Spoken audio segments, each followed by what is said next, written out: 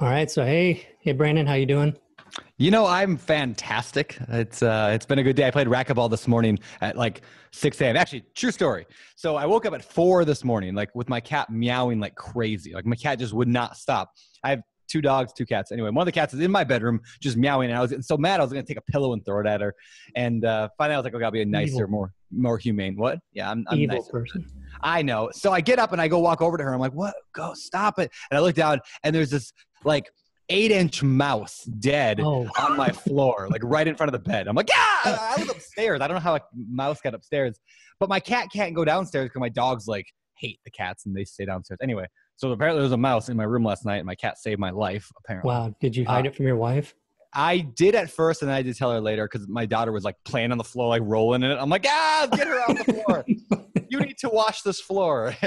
That's hilarious. Then, of course, she says, you found it, you clean it. And anyway, yes, I did that and played some racquetball and got whooped 4 games in a row. That's fun. And that's my day. How about you? Life of leisure. Life of leisure. Life of leisure. Yeah. And And it's kind of funny though that you say that because I get in trouble for that all the time about not telling my wife about things, about the cockroach that I saw in the bathroom. Yep. Oh, yesterday there was like this okay, you live in Texas. This is completely normal for you. You're in Texas still, right? Right. Yeah. Okay. So this is probably way more normal for you. But like, I walk by the bathroom and I look when I'm all alone in the house. Like I was working out in the garage where I work my offices. Anyway, I'm like go in the house and I walk by the bathroom and I look in there and there's like this 8-inch something on the floor. Didn't know what it was. And I was like, I looked and I was like, that looked like a lizard. But I was in a hurry. I was running to go grab something. So I was like, that looked like a lizard. We don't have lizards in Washington State. Like no. So I went back and I totally forgot about it. Anyway, 3 hours later, my wife gets home and she texts me a picture or no, a video and says, in the video, she's like, what is that? And there's like, she took a video of this giant lizard in my bathroom and I don't know what it was. Cause again, we don't really have lizards. And so I was like, well, shut the door. I'll come in and deal with it later. I was analyzing a mobile home park deal. So I'm like, I can't distract myself, right? Like I'm deep in this deal. Yeah. Finally I go in the house, like, a couple hours later and it's gone. So it's in my house somewhere right now. But anyway, my wife yelled at me for not telling her. I got all these stories today about weird things in the house. But anyway, wow, so always tell your wife. Yeah, backfired on me too in Costa Rica because I saw the iguana or whatever it was because the thing was like at least like 16 inches. And it was in the corner. I just caught the tail of it out of the corner of my eye and I went over there and saw it and I was like, damn, she's in the other room and I can't just get it and deal with it. So I just kind of opened the door to the bedroom so that hopefully it would just leave while we were gone. And I came back that evening and the thing was in the same spot. And so I was like, I don't know how I'm going to do this. So she was taking a shower and I got the people that we were sharing the suite with. I went and got the guy. I was like, hey, you mind helping me out real quick? I'm going to try to grab it. But if it goes, you stand over here and get it. And so I grabbed it and she came out right when we were in the middle of that whole like process. And so I got to see it and screaming and like and her question is always, how did it get in here? Yep. Because she wants to know how the others are going to come. Yep. That's exactly what my wife said too. Yeah. This is the greatest real estate conversation we've ever had. This is people love fantastic. Yeah. I enjoyed it at least, but anyway. I was hoping you were going to end that story with, so I picked up the iguana and I threw it in the shower on my wife. And that's why we didn't talk for a year. I wouldn't be talking to you right now. You would be dead. Well, I might be, but there might be bandages all over. That might be. Anyway, so what are we talking about today? Hey, today we're going to talk about books that we're reading that have made an impact. I don't read. I try, but I don't really know how. All right, well, it's going to be all me then. Yeah, and you mentioned something about analyzing a mobile home park, and I want to get into that as well. So I'm sure other people listening would find that pretty interesting because mobile home park. Yeah, trailer park, trailer trash Brandon. That's why they call me now Brandon Trailer Trash Turner. Nobody calls me that, but I think that should be my new nickname. I'll start calling you that. That's okay, please. Yeah, there's Trailer Trash Turner. There he is again on Facebook. Saw Trailer Trash Turner again. I'm totally gonna change my Instagram and Twitter name today to Trailer Trash Turner. Well, you're gonna start ripping holes in your shirt and stuff. Or have spaghetti on a white shirt, like all over it. That's what I gotta do. It's the funniest. Okay. Anyway, all right. So yeah, I'm up for all that. I have been reading a ton actually lately. My little girl, was born like 2 years ago. She just turned 2. And so she's finally at the age now she can entertain herself, which is a magnificent point of development, right? Because all of a sudden now I can actually like read for more than 30 seconds without her like needing something right from me, right?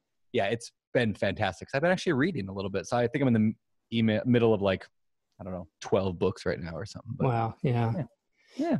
I'm probably in the middle of 4, and I've slowed down on the reading a little bit just to make use of what I've been reading. Yes. And so it's been a little bit different. I'm just not buying any books, and I'm not picking up new ones. But what's your book? Which one do you want to talk about? So I'm going to talk about a book called High Performance Habits by Brendon Burchard. I've been talking a lot about it everywhere I go lately because this book is rocking my world. In fact, I'm on my second time through it right now. Technically third time through it. Second. We'll call it 2.5. Anyway. It's not a real estate investing book, but what the book is, it's about, so what I like about it, it's like most books out there are like, here, you're a moron. Here's how to become a little bit more successful. Like try these things. This book's like, hey, you're already doing really well. Here's how to make sure you do that for the long haul. Like you're doing pretty well. You've had some good years, and in real estate, right? Like it's been really good the last 5, 6 years for like a lot of people, especially the last couple of years have been watching our property values shoot up and everything. So it's like, when things are going good, we tend to like ease off the gas a little bit or get frustrated or whatever. And that's when people burn out or they quit or they lose. And so this book's very much like, what are those high performers that maintain this stuff for years? What are they doing different? And that's why I'm really enjoying it quite a bit. Right. So what are the things that they're doing? Like what are some, you knew I was going to ask it. I know you are. And I even have them here in the table of contents. All right, so there's 6 things that he identifies in this book. There's like 3 personal habits and 3 social habits, right? So the personal ones are successful, or you call them high performing people, seek clarity, which in other words, like they know what they want. In fact, this has been huge on my mind the last couple of years, is like most people could get anything they want in life if they knew what they wanted in life. Right? Like you could tweet that if you wanted, put that on your Instagram. But like there's like the problem is nobody in the world knows what they want. Like for most of the time, it's like, yeah, I could do this and could do this and could do this. It's like a fuzzy thing, right? Like it's a fuzzy idea. I want to be rich. Or, yeah, exactly. Yep. Yeah. So he's saying high performing people, they seek clarity, continually finding ways to get more and more clear on what it is they're looking for. So he talks about like what he calls them. I'm going to read these because I thought this was really good. Not to read the whole thing, but envisioning the future, like there's like 4 areas of life you can envision. Number 1, yourself. Like who do you want to be going forward? Like identify that. Like who do you want to be? It says, be more intentional about who you want to become. Have vision beyond your current circumstances. Imagine your best future self and start acting like that person today. I underlined that because I was like, God, it's so good. Right? So like if you want to be, here's a good example. You want to be a house flipper. Right? You want to be a successful house flipper and you want to do 20 house flips every year. Great. What would a person who does 20 house flips every year, what would they do? Who would they be? What kind of person does that? And if you don't know, then you're probably not hanging out with enough of them. But like, what time do they wake up typically? What time does that person do anything? Well, that's a good point in itself, is if you're not hanging out with enough of them. Yeah, you're not going to know. Yeah, start hanging out with them, right? Because if you want to become that person, do that. So yeah, self was a really good one. And then it was social, which is like how they would treat other people. And this hit me really hard because I've been accused of being kind of a bull in a china shop, sort of like when I deal with people, like I'm very just like short and direct. Like this is what I need. Can you do this for me? And I tend to use people in like that kind of utility way, right? So he's like, high performers establish like how they want to interact with other people ahead of time. So like you're walking in the front door to your house. Like, do you say, you know what, how do I want this time with my wife to be in the next 2 hours? Like, let's set intention right now before I even walk in the room. I want her to see me as high energy, as loving, as caring, and as present, focused on her and not on my phone. Now I've set that. Now I've defined how I want my social interactions to be. Next was skills. So like, what skills do you need to develop in life? So, hey, I want to, flip houses. Great. Like, what skills do you need for that? Oh, I need to get pretty good at the math of flipping houses, or at least figure out how to run those numbers. Okay. What are you doing this week to develop that skill? Oh, I don't know. Nothing. Right. What I like about this too is the first 2 didn't have anything to do with the things related to work. Yeah. Yeah. Right? Not at all. Yeah. I mean, they did in a separate kind of way, but, and I think I'd read some of that book, and the part that I remember from reading was the guy talking about maybe his marriage or his family or something like that, and how he spends all this time on the work stuff, but never ever spends that kind of like energy on himself or his family and that kind of stuff. It's kind of interesting. Yeah, it is. And they all kind of relate, right? Like how you are at home affects how you are at work, and how you are at work affects how you are at home, and super interrelated. So anyway, last one was service. Like, are you continually serving other people? What are you doing to contribute to the world? All that, like high performing people have defined that. So anyway, so that was the first one, seek clarity. I won't spend a lot of time on the others, but it was also generate energy. So the food you eat, the time you wake up, the mood you bring to things. Like high performing people have an abundance of energy, and it's not accidental. It's very intentional. Third was raise necessity, which I thought was super valuable too. Like if you don't feel a strong desire or need to do something, you probably won't do it. You know, for me, I had like a crappy job making $8 an hour when I was 21. So I was like, I need to invest in real estate. My family depends on it. My wife, I remember, would drive to work. Like her windshield didn't clear, like in the winter, like didn't clear the ice because it was a crappy old car. So she'd have to drive with her head out the window. Wow. It's like 20 degrees outside, right? And she's like driving to Starbucks at 3 a.m. with her head out the window because like that was necessity. I was like, I'm being a horrible husband by letting my wife do that. I can't afford a better car. So what do I need to do? Necessity. So that was huge. And the last 3 were increased productivity. That's an obvious one, but really good information there. Develop influence. That kind of goes back to that social thing. The whole chapter's on everything you want in life. You can only get it through other people. I mean, really almost everything we want in some regard requires other people. Even like, you want a real estate deal, it still involves dealing with agents and lenders. Like they have to work with you, right? Or if you're trying to even get in shape, like you need to be around other people at the gym. So anyway, influence was huge. So that's why you're always texting me and emailing me and being like, can you introduce me to so-and-so? And can you, that's exactly why. It's also why I have your picture on my ceiling. So when I wake up every day, you're the first person I see. It's kind of weird you texted me the picture of you with your shirt off, but yeah, I blew it up full size. We're recording. Don't tell your wife. Last one, demonstrate courage. High performing people have tremendous amount of courage, and they're not fearful. They're not hiding. They go out there and they're very bold. So anyway, I would recommend it. High Performance Habits, really good book. What about you?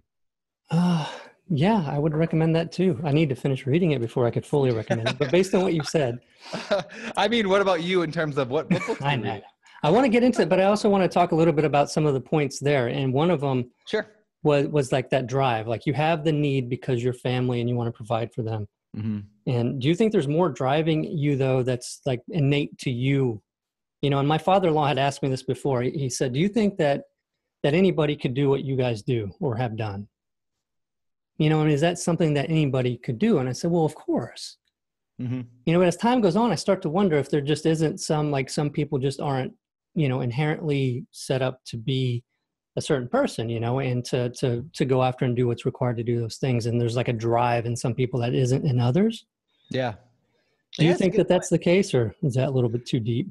Nah, I think anybody can succeed. Anybody can do any of these things, right? But certain things work better for, like, I'm really bad at flipping houses. Like, I talk about flipping and I do flipping occasionally, but I'll be the first to admit I'm just not that good at it. I'd say half my flips end up being far less profitable than I wanted them to be, if not more than half. And occasionally I get a good one, but I'm just not that good at it. And I know why I'm not good at it, because I really am not good at dealing with contractors. Like the social thing, right? I'm the bull in the china shop. And so like, either that or I'm just too afraid to talk to them half the time. Or I'm just like, I don't want to get yelled at by a stupid contractor. I'm just going to ignore it, let them do crappy work and deal with it that way. Passive aggressive.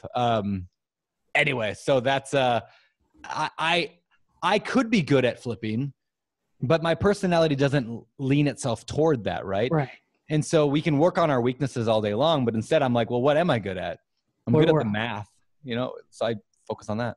So you focus on that, or hire somebody to do the things, or hire somebody, deal with the contractor. In fact, the mobile home park that I got, like that, the reason I put that together and the reason that it's doing really well is a guy named Ryan Murdoch, who's a real estate investor. We had him on the Bigger Pockets podcast a long time ago. You should have him on yours sometime. He's fantastic. He brought the deal to me. Yeah, Ryan Murdoch. He brought the deal to me and he's like, hey, I know you were looking for a mobile home park, which goes back to this idea of seek clarity, right? I knew exactly what I wanted. I wanted a 50 unit or more mobile home park that was a value add opportunity with seller financing possibilities and city sewer and water. Like that's exceptionally clear, right? And so he comes and he's like, hey, there's this 49 unit mobile home park that, you know, landed on my desk. I don't know if it's a good deal or not, but I know you wanted one. And you mentioned the other day that you wanted one. I'm like, great. So I looked at it. We bought it together because I'm not, first of all, I'm right. He's in Bangor, Maine. I'm living in Washington State. You can't get much farther away. Yeah. Unless you go to Hawaii, which is also where I'm hoping to head this summer permanently, or at least semi-permanently. And so like, you can't get much further away. So I could focus on my weaknesses, which is, you know, trying to improve that. I can move to Bangor, Maine, or I could bring in a partner who has all the things that I'm not good at. He knows the local contractors and can deal with contractors. He knows the rehab stuff. And I can do what I'm good at, analyzing deals, running numbers, managing systems and processes. So. Which absolutely sounds much more appealing, right? Focusing on what your strengths are and not trying to improve or spend that time on the crap that you just don't like to do inherently. Yep. Have you ever taken go ahead. Well, I was going to say, on that note, I did a flip recently, one of the more successful flips I've done in a long time, where this lady called off my lead buying website, which was a lead propeller website, right? So I need a gong to hit the gong. Yeah, bong. Yeah, no, that was totally your website. She called on it because I ranked #1 for, you know, house buyers in my county. And I made the offer. We ended up buying it, I think, for $40,000. We put in 50-ish into it. So we're at like 90. But I didn't do anything. I mean, I did nothing. I showed up to the house like 3 times because what I hate doing is dealing with contractors. So I found a partner. I was like, hey, why don't you just come deal with it? We sold it for like 170, something like that. So it was like a night after realtor fees and closing costs and everything, we cleared a little over 50 grand. And, we split it 50-50, and I didn't have to necessarily do it, but like, it was such an easy experience. Like I probably have 5 hours total to make 25 grand in my pocket. Yeah. It's a no-brainer. Yeah. No brainer. Cause I loved it. That's more important than anything, right? Like I loved that deal because I focused only on my strengths. So nice. Yeah. Have you taken the Kolbe test? KOLBE? No, I've not. You have not. You should. I've taken the DISC profile test.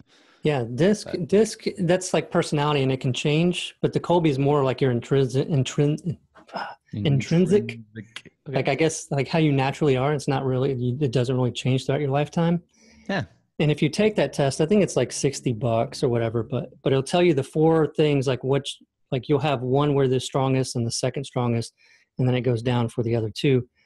But it's fact finder. So you just absolutely have to have all the facts, you know, if you're like top on that one. And then, you know, if you're like middle of the road on that one, then you're okay with just like hearing the things you need to hear and you don't care about all the details, you know. And then like there's so fact finder, quick start, follow through, and then implementer. And it's pretty fascinating because it shows you like how you intrinsically, if you like to start a lot of things. So for me, the big thing was I'm a quick start, follow through. And so like the thing was just like, don't commit to too much because I am a quick start. And so I like to start a lot of things, but I also have to finish them. Yeah. And it was like, it might take a year or a long time to finish things, but you will always finish everything. But you're not good. You're not like in a good state though, unless you finish things. So if you have all these loose ends, like you're just not feeling good, you know. And it's like, it was a pretty fascinating thing to see or to check out. But if you do that, I get it. And then they have this thing where you can get the audio. There's like a 30-minute audio where on Audible, and she explains it in terms of like real life, like how to use this information. And I thought it was awesome. It was just incredible. So I recommend That's cool. I will definitely do that. I'm a big fan of those kind of tests. You know, I think they're kind of fun. Like the downside is every time I take a personality test, it just comes back none. But sorry. Anyway, yeah. So what are you on the DISC anyway?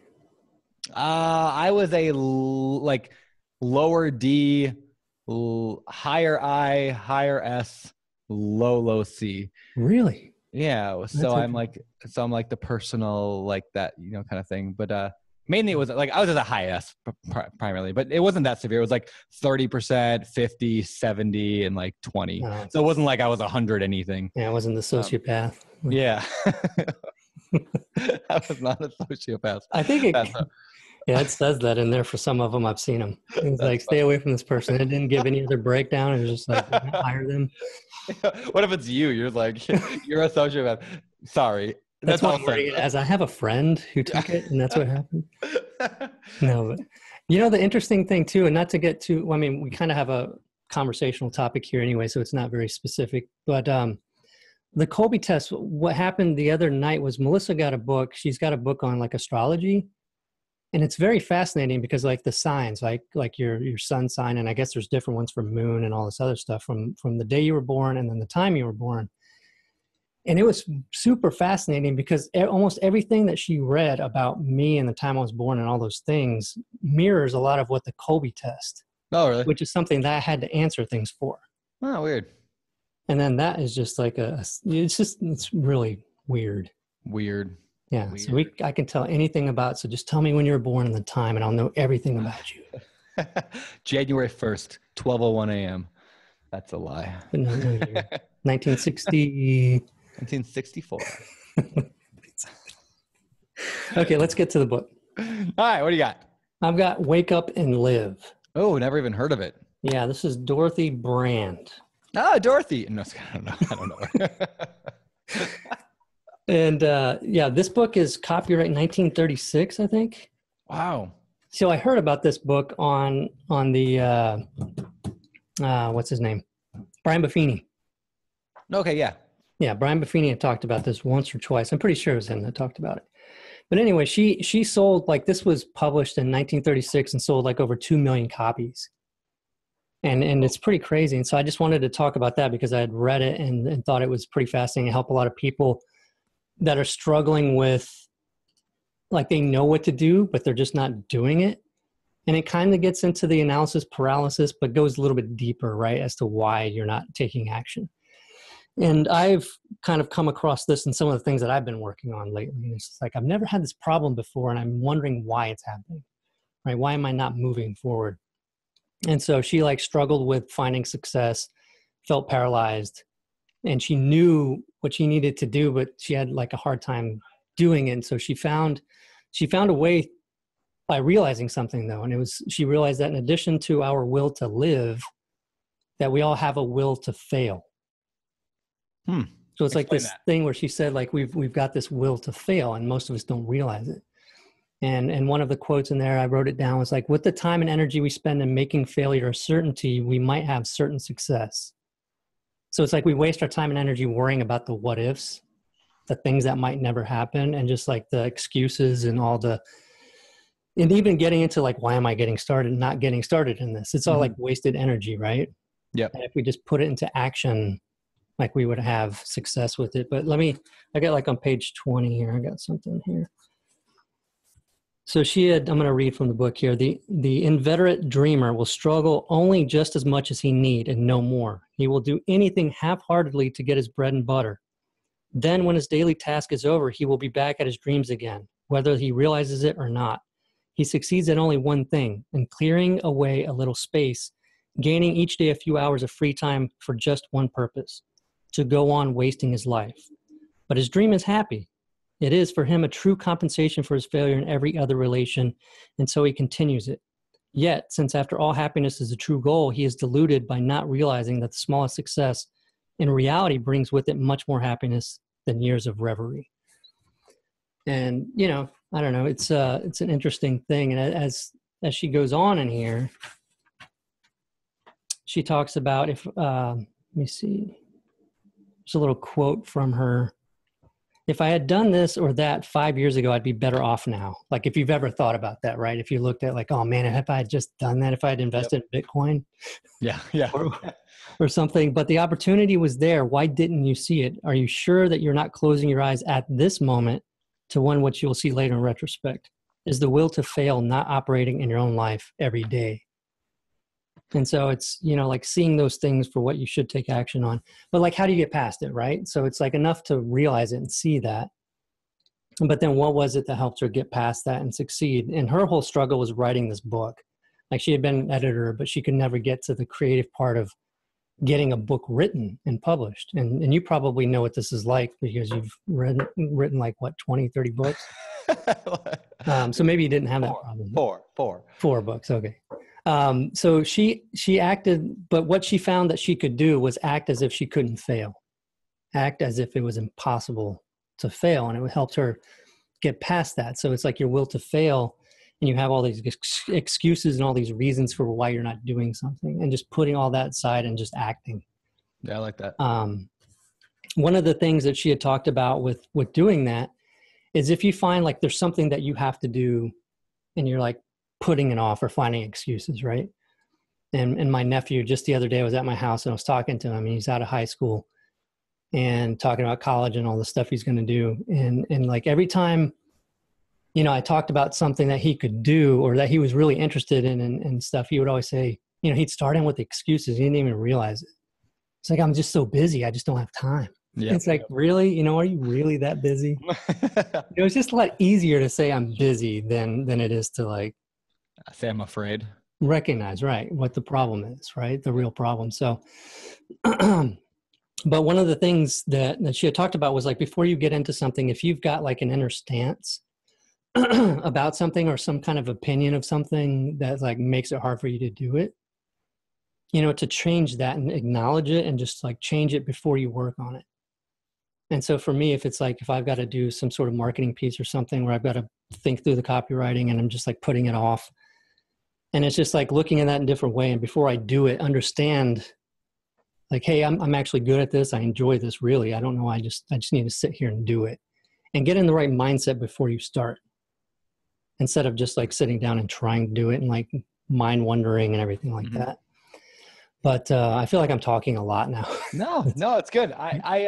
Well, the thought that comes to mind there is when I write books or when I write a blog post, when I do real estate, when I do anything, it doesn't really matter what it is. I find that I'm so much better at actually getting it done if I kind of like predefine what I'm going to do. So here's an example. So like on Sunday night, I always have a date with myself in which I go over my entire week, every priority, what has to get done, what my outcomes are for the week. I put them all in my planner. I put them all in my calendar, put them all in Evernote, what day I'm going to do what thing at what time. So I'm pretty strict about doing that. So like on Sunday night, I wrote down on, Monday morning between 7 a.m. and 10 a.m., I'm going to analyze this mobile home park deal that I was working on. And I'm going to make a PowerPoint presentation so I can, because I already know I'm going to do it. I'd analyzed it a dozen times before, but I wanted to like run a few more scenarios anyway. And I'm going to put together a PowerPoint presentation for the money partners that I'm bringing in to help fund this deal and blah, blah, blah. Like I listed like 5 things that I'm going to do. Because the problem is people sit down and then go, well, what do I do now? They're not intentional ahead of time. And so that's why everyone says like writer's block. Like, I don't think writer's block exists. There's no such thing as writer's block. It's called laziness. I didn't plan ahead of time what I was going to do. So if you like, when I write my books, like book writing is actually fairly easy for me because I spend like 10 hours ahead before I ever write a book. I spend like 10 hours at Starbucks. It's my tradition. And I outline everything. I might have spent hours going outline, detailed. What do I want the paragraph to be? I actually take out note cards and I have a note card for every subchapter, every little section basically. And then what do I want to talk about in that section? And it's a long, hard day. And it might be 10, 12 hours of like really getting a book down. And when I'm done, then every day I just have a postcard. And so I sit down to write and it's like, oh, I'm writing about, how to use direct mail marketing to find deals. Okay, I can do that. And then I just write about that one topic, right? Yeah, that's awesome. So it's like breaking it all down and then just focusing on the piece that you're working on, but you already have what's going to come next after that. Yeah, so that way there's no point I'm never sitting there just going, what do I do next? In fact, he actually Brendon Burchard in that book I was talking about, High Performance Habits, he talks about how every major thing in your life that you want to accomplish, every task, every project can be broken down into 5 stages. And if you just identify what those 5 stages are, it becomes way easier. Then you're not like, well, what do I do next? I mean, this is what I see with real estate investors all the time, right? Or wannabes, right? They say they want to get into real estate. And then like 6 months later, they say they still want to get into real estate. And I'm like, well, why aren't you getting into real estate then? Well, what are you doing? And they're like, well, I'm just not sure the next step. And I'm like, well, have you sat down and thought, what are the 5 steps or 10 steps needed for me to get from here to buying a property? Yeah. And once you identify, I call that the MINS, M-I-N-S. MINS is most important next step. If you just spend some time identifying what is that very most important next step, the next thing I have to do, most tangible item. I think David Allen in Getting Things Done calls it the next actionable step, maybe. Anyway, stole the idea, I'm sure, from him. But like, yeah, it's like the next step in buying a flip, right? Let's say we'll go flipping an example. The next step is I need to find a deal. Well, no, it's not. What's the next step? Oh, I need to start some lead gen. Nope. Let's get more specific. Okay. Well, I need to send out direct mail letters. Not specific enough, right? The very most important next step is I need to go to list source and I'm going to download this list. And then I'm going like, that's the next step. Okay, great. How long does it actually take to go on list source and download a list to make it and do it 5 minutes? And that's what's fascinating about almost everything in life. Almost everything a person wants to do in life can come down to 5-minute tasks. Like almost everything doesn't really require that many hours of work. It's usually 5 minutes, then a break, right? But we end up putting weeks or months or years in between those 5-minute tasks simply because we haven't identified them yet. So I don't know, maybe tangent a little bit, but yeah. No, it's awesome. And then, so what do we do about being derailed? Derailed? Man, it depends on why you're getting derailed. More the squirrel thing, the shiny object syndrome. Well, I think it's a really good question though. Like people who are trying, there's this, like somebody recently said, when to grit and when to quit. I thought that was a really good phrase. Like, are you being derailed or is it actually time to give it up? It's an interesting question. So I guess, yeah, I would look at it. Like, why are you being derailed? Because it's not working? Well, then you need to change tactics. It's because you're bored. Well, then you need to come up with some systems or whatever to make sure that you get the work done despite being bored. You know, you're not going to be bored when you're making money. I think somebody once said that. I can't remember who on our podcast or maybe it was somewhere else. Anyway, like it might have been Grant Cardone. So like nobody's passionate about, like, people are saying like, you know, work your passion. Like you're going to be passionate about making money. I mean, let's all be like, we all like money. Not saying that that's the number one thing, but if you have a business or you're trying to do real estate and you're continually losing money, that's not fun. And if you have a business, even if you were selling toilet plungers, but all of a sudden you start cranking out enough money to survive and you're getting towards your financial freedom goals, you're going to love toilet plungers because we're passionate about making money, right? So anyway, so if you're bored, make some money with it and you'll probably be less bored. But yeah. Oh, that's great. The only last thing I wanted to share from the Wake Up and Live was, and actually I don't even know if this was in there, but it kind of related to that. It's like, if you struggle with being able to act as if it was impossible to fail, here's what you can do. So you can write down what you're worried about. And this is sort of like what you had said about clarification. You know, was that the right word? Yeah. Yeah. Gain clarity. Yeah. Yeah. Getting clarity. And so it's like getting clarity about what you're actually really worried about. Because many times, like we're worried, the worry comes from not really actually fully understanding what it is that we're worried about happening, right? It's just like this fuzzy idea that there's going to be some problems or conflict. Yeah. Right. So then write down the worst possible outcome if what you're worried about actually happens. And then if you can accept the risk of that happening versus the reward of what you get for trying it, then you're good. And if you're not, just don't do it. Right. Yeah. So I guess getting the clarity, though, is the bigger piece of all of that, is to like really stop worrying about this fuzzy idea or this feeling and turn it into something that exists or is possible. Right. Yeah, that's so true. It's funny. These two books relate quite a bit in that. Like if you just identify what it is you're trying to do, things become less fuzzy, less foggy. You know, there's this analogy I use a lot. Imagine like in my area, actually this morning, I can use a perfect story this morning. This morning when I went to go play racquetball with my buddy at 6 a.m., we're driving to the gym together. I picked him up and we're driving there. I mean, it was dense fog. Like I live in the Pacific Northwest, so it's foggy a lot, but it was dense fog. I could not see 50 feet in front of my car. Wow. So I pulled over to the side of the road and I sat there for 4 hours waiting for it to go away. No, I didn't. Like you just keep driving, right? Like, because just because you can't see a mile down the road or 10 miles down the road doesn't mean you pull over to the side of the road and stop, right? It means you just keep driving through the fog. And as you drive through the fog, you can always see a little further. But what people do is they're scared, they're nervous, they're fuzzy up ahead. There might be a deer in the road a mile up there, right? I better pull over. I can't, what if my flip doesn't sell? I better pull over, rather than just keep moving forward and answering those questions. And like you said, look at the worst case scenario, So just keep driving through the fog, because the view always is revealed as you drive through it. And you could end up with some deer meat. Yeah. And you might get some deer meat. Win-win. Win-win, except for the deer. But anyway, I wanted to let's talk about this mobile home park. So what got you interested in what's so awesome to you about the mobile home parks? Sure. Mobile home parks are terrible. They're horrible investments. You should not ever buy one. Now that your audience is... And you got stuck with one, right? I got stuck with one. So now everybody else turn off your podcast here and I'll tell Danny really what's up. No, I really like it a lot. I just don't want everybody else in the world going after him, you know? So no, there's a number of things I like about him. First of all, I recognize my weaknesses in life, right? I said that earlier. I do not like dealing with contractors. I just do not like it at all, right? So my theory was, if I own a mobile home park where the tenant owns their own home, I don't own their home, they own the home, I just own land that they're renting. I'm literally a landlord, right? Well, maybe not literally a landlord. I'm a land god.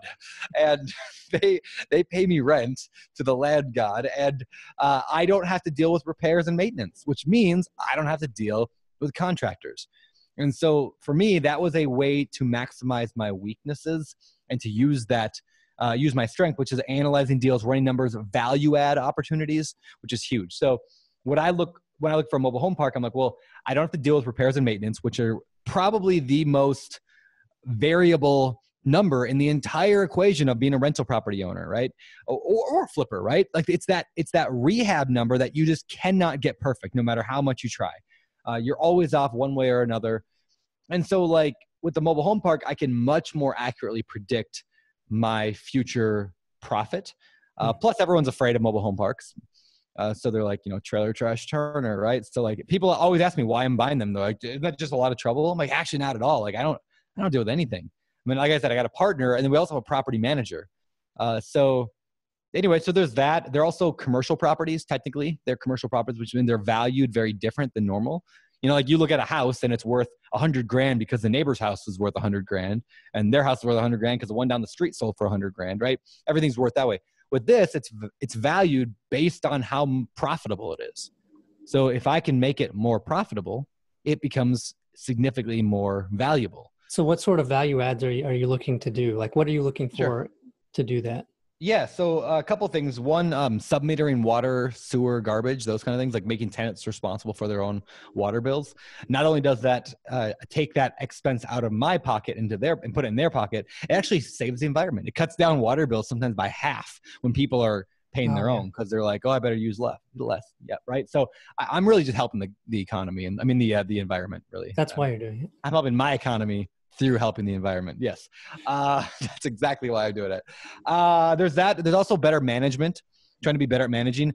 A lot of mobile home parks are owned by mom and pop owners and operators. And, I mean, it's very, very common. And so a lot of times they're not picking up most of the rent and they let in people that they should not have let in. So by managing better, which is a strength I have, is I'm like, my wife and I are good at managing properties. We wrote a book on it because I think we have good systems.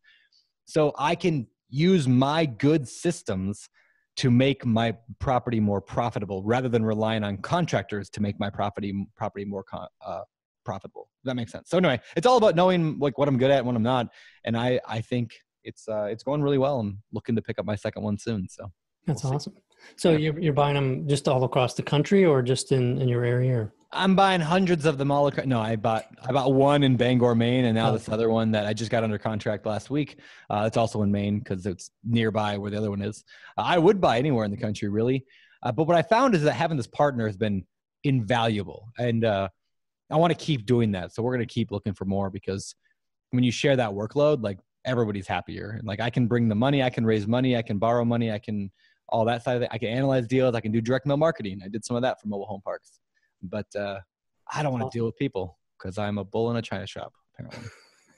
So what are the some of the higher level things that you look for? I mean, is there like an age of units in there? Yeah, I don't look at for age that much. I mean, obviously the newer the better. But most of the time they're like 60s, 70s. I think mine are like the one I got and the one I'm getting. They're all like about around 60s, 1960s, 1970s, a little bit 1980s in there. They're old and they're crappy. I don't own them. I mean, I do own them, but we buy them and then we sell them off. That's the plan. You buy them and then you sell them on contract to the tenants who then they own their own house, which is kind of a cool way to do business there. So I look for that. I look for water, a city sewer and water. Not that I have to forever, but we talked about the variable nature of repairs, how you never really know what they're going to be. That's true. Also, if you notice, everything I'm doing, I'm trying to take away the variable, right? So city sewer and water, like first of all, it's on the city, but also I don't have to worry about the septic tank failing or, any of those problems, because it's all city problems, right? So like, I'm just trying to eliminate everything that could be a variable, whether I shift it to the tenant or I just eliminate it altogether. That way I can get a much more stabilized asset. Yeah, that's a good strategy for whatever you're doing, right? Like taking out the things that are going to be the gotchas and cost you money. Yeah, because that sucks. Yeah, it can really eat up your profit. I mean, I have some rental properties that I just don't make money on. At least one. I finally sold that one. I call that the hell house. Like, I never made money on it because of the repairs and maintenance. I didn't know that going into it. But like, that house just had so many weird things about it that things were constantly breaking and wrecking and destroyed. And every time a tenant would move out, we have to spend another 10 grand rehabbing it. And like, I just lost money year after year after year on it because that's how rentals sometimes are. Once in a while, you just get a really rough one. So, right. And that's like not getting into it because you're worried about situations like that. But any investor that's been doing enough deals will run into situations that teach them something more, right? Yep. And it's just going to happen. And that's what it is the lesson. So I think with that, we can sign off. And thank you so much, Brendon, for joining me on the show today. Well, thank you. It's been a long time since I had you on, probably at least a month. Well, I'm sorry for the ratings dip that your show's going to take now, but it's been a pleasure being here. All right, man. Whenever you move to Hawaii too, if that works out, I'd love an invite to stay for like a year. You are invited forever. Nice. Now I got that recorded, so play it back on your voicemail. Okay. All right. Well, have a great one. I'll talk to you later. All right. Thanks.